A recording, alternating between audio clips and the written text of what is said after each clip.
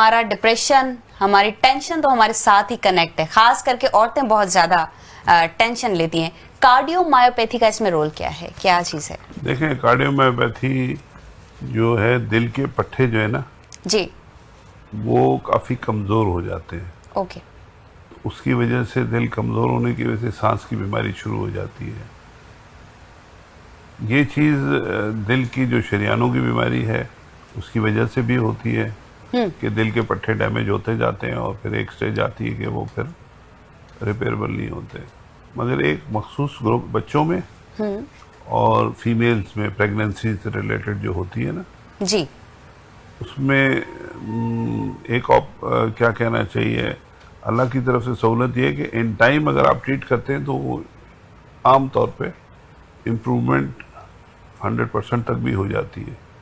अच्छा। मगर उसमें बहुत ज़रूरी है कि फिर जो पेशेंट है वो दवाइयाँ बाकायदगी से खाए, एहतियात करे, और तीसरी सबसे बड़ी बात है, कम से कम 3 से 5 साल तक दिल नॉर्मल होने के बाद प्रेगनेंसी अवॉइड करे। तो उससे है कि बैक टू नॉर्मल सारी चीज़ें आ जाती है। इसी तरह जो बच्चों में है उसमें भी फिर एक प्रोलॉन्ग कोर्स है, दवाइयाँ दी जाती हैं, उससे आहिस्ता आहिस्ता आहिस्ता चीज़ें बेहतर होती हैं। आजकल के ज़माने में इसके लिए कुछ मखसूस किस्म की डिवाइसेस आ गई हैं जो दिल की धड़कन, जब दिल बड़ा हो जाता है तो बेरब्त होने का ख़तरा होता है, जी। तो उसमें मखसूस किस्म की डिवाइसेस लगाई जाती हैं जो कि ICD और इस तरह के नाम से होती हैं। मखसूस किस्म के पेसमेकर्स होते हैं, बड़े कॉस्टली हैं, मगर हमारे पास सबसे बड़ी नेमत जो है ना, सिंध गवर्नमेंट है। तो सिंध जी। गवर्नमेंट की वजह से वो हम फ्री लगा रहे हैं। वो 7 लाख से लेके 20 लाख तक, बल्कि उससे ज़्यादा की कॉस्ट पड़ती है, मगर वो हम लगा रहे हैं। सारी चीज़ें हमारे पास A to Z अल्लाह की नेमत सिंध गवर्नमेंट है, उसकी वजह से सबका भला हो रहा है। इसमें देखें, अगर मैं आता हूँ रात को 3 बजे इमरजेंसी में, जी। मेरी जेब में पैसे नहीं है, अगर मुझे वो कहेंगे कि जी आप जाएं, जैसे आगा खान में होता है कि भाई इतने लाख जमा करा दें, तो मैं तो जेब में पैसे नहीं है, बैंक बंद है। उस चीज़ को देखते हुए हम तो बात ही नहीं करते, कोई पैसे की कोई बात नहीं है। अस्पताल हमारा, आप हैरान होंगी, जी। आप कभी आए वहाँ पे, जो वैले पार्किंग है ना वो भी फ्री है। आपको मैं आई हूँ VIP, और काफी मरीजों का इलाज मैंने देखा है। खास करके मेरे ही घर के कुछ लोग हैं तो उनका इलाज फ्री हो रहा है। जो मैंने आपसे एंजियोग्राफी का पूछा था तो उसी से रिलेटेड था ये। तो हमने देखा है अल्हम्दुलिल्लाह, और बहुत अच्छा ये इदारा है NICVD सिंध गवर्नमेंट का, बहुत बड़ा इनिशिएटिव है जो पेशेंट्स को बहुत देखें इसमें फैसिलिटेट कर रहा है। जी। सारा रोल जो है ना सिंध गवर्नमेंट का जी। है। जो सबसे बड़ी बात है ना, जिसका लोगों को एहसास नहीं है, हमने जब ये सर्विस शुरू की थी तो ईयरली बेसिस पे हम इसको एक्सपेंड करते गए, सैटेलाइट्स बने, और इसी तरह जब सैटेलाइट्स बनते गए तो वॉल्यूम ऑफ पेशेंट्स बढ़ता गया। एक एंजियोप्लास्टी में 2.5 से 3 लाख अगर एक स्टेंट लगता है तो खर्चा होता है। तो जब ये वॉल्यूम बढ़ता है तो at the end of year जो है ना, आपको ठीक ठाक खर्चा पड़ जाता है। हर साल, अभी इस साल का भी जो है ना, हर साल जो हम जाते हैं अपनी एनुअल ग्रांट के लिए, तो हम उनसे जो भी डिमांड करते हैं ना, उन्होंने कभी हमें ना नहीं की। अच्छा। वो हमेशा पूरी ग्रांट हमें देते हैं। उनको पता है कि ये मरीजों पे खर्च हो रहा है और जितना मरीजों पे लग रहा है सारा फ्री है, तो उनको एतमाद होता है, इसलिए कभी ग्रांट में कट नहीं होता हमारा। और ये बहुत बड़ी नेमत है अल्लाह की तरफ से कि सिंध गवर्नमेंट को इस चीज़ का इदराक है कि मरीजों के लिए फ्री ट्रीटमेंट के लिए किसी किस्म की कोई वो नहीं। सही। प्रोफेसर ताहिर साहब, क्या NICVD पूरा डेटा जो भी पेशेंट आते हैं, जहां से भी आते हैं, क्या ये सेव रखता है अपने पास? रखता है तो क्यों?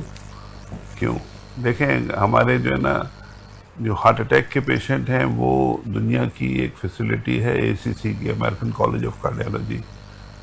उसमें NCDR एक है जो हार्ट अटैक के पेशेंट, एंजाइना के पेशेंट और भी मुख्तलिफ ग्रुप्स हैं, उनके लिए एक इंटरनेशनल डेटाबेस बनाती है।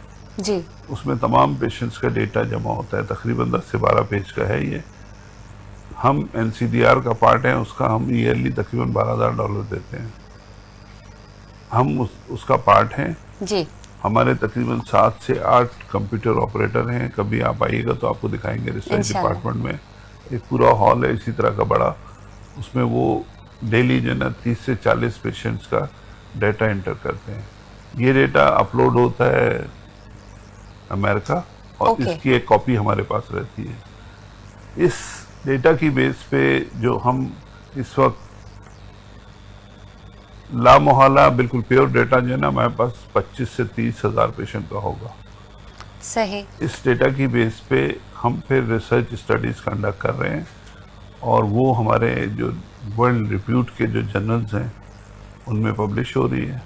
इसी तरह वर्ल्ड रिप्यूट की जो इंटरनेशनल कॉन्फ्रेंसेस होती हैं उसमें हमारे जो कंसल्टेंट्स हैं वो डेटा प्रेजेंट करते हैं। एक तो ये है। दूसरे हमारे पास एक सर्जरी का इसी तरह का डेंड्राइट का है, उसकी कॉस्ट है 25,000 ओके।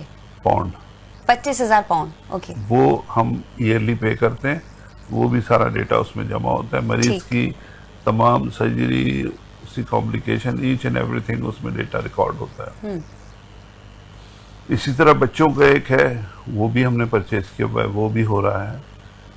मगर जो इन चीज़ों के साथ और हैं, कुछ हमने खुद डेवलप किए हैं। जो हमारे माइट्रल वाल्व हैं उसको खोलने के लिए कुछ डेटा जो हम जमा करते हैं वो है। मगर इन सब चीज़ों के लिए एक चीज़ होती है, उसको कहते हैं क्लिनिकल ट्रायल यूनिट। ओके। ये पाकिस्तान में बहुत कम जगहों पे है और क्लिनिकल ट्रायल यूनिट में जो भी पेशेंट्स से रिलेटेड काम होता है वो क्लिनिकल ट्रायल यूनिट जहाँ पे भी होता है तो उसमें फिर रिसर्च के लिए जो बाहर से फंडिंग वगैरह आती है ना, वो पहली चीज़ ये पूछते हैं भाई आपका क्लिनिकल ट्रायल यूनिट है। अच्छा।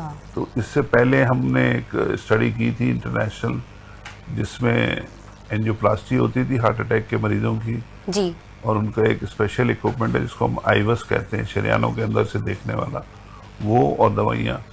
इसकी 1 साल की स्टडी थी। वो हमने प्रोफेसर चेन हैं, दुनिया के माने हुए, चाइना के हैं वो, उनके साथ मिलके की थी। अभी इस वक्त तकरीबन 3 पेपर्स जो हैं दुनिया के वर्ल्ड रिप्यूट के जर्नल्स में आ चुके हैं और एक अभी चौथा आ रहा है। उस वक्त जो है NICVD जो है ना हमारी ड्रैप से, जो पाकिस्तान की रेगुलेटरी अथॉरिटी है जी। उससे ड्रैप से हम लोग रजिस्टर्ड हुए थे।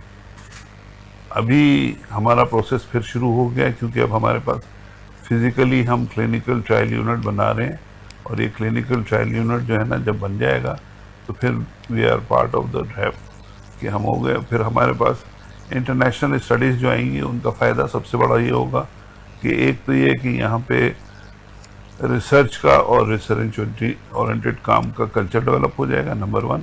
और नंबर 2, जो बाहर से जितने भी रिसर्च की चीज़ें आती हैं उसके साथ ग्रांट आती है। रिसर्च से हमारी यूथ को कितना फायदा होगा, क्या समझते हैं? हमारे जो डॉक्टर्स हैं, नए नए आ रहे हैं, उनके लिए क्या प्लेटफॉर्म्स हैं आगे इसमें, और रिसर्च से उनको क्या बेनिफिट है?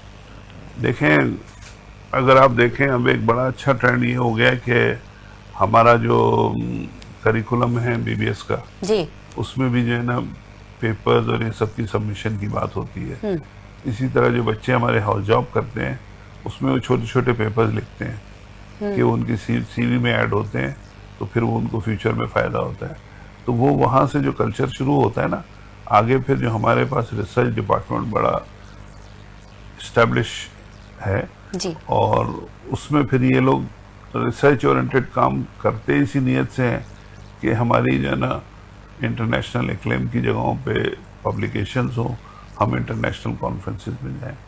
तो वो माशाल्लाह बड़ा अच्छा काम हो रहा है। उसके लिए हमने ये सहूलत दी है कि हमारी जो कॉन्फ्रेंसेस वगैरह होती हैं उसमें जो फंड हमारे बचते हैं वो सारा का सारा हम रिसर्च फंड में डाल देते हैं। ओके। जो हमारे बच्चे बाहर पब्लिकेशंस कर रहे हैं तो किसी की $600, किसी की $1400 फीस होती है, वो सारी फीस इंस्टीट्यूट पे करता है। हम सिर्फ ट्रैवलिंग की कॉस्ट नहीं देते, बाकी सारी कॉस्ट जो है ना अस्पताल भी NICVD भी करता है।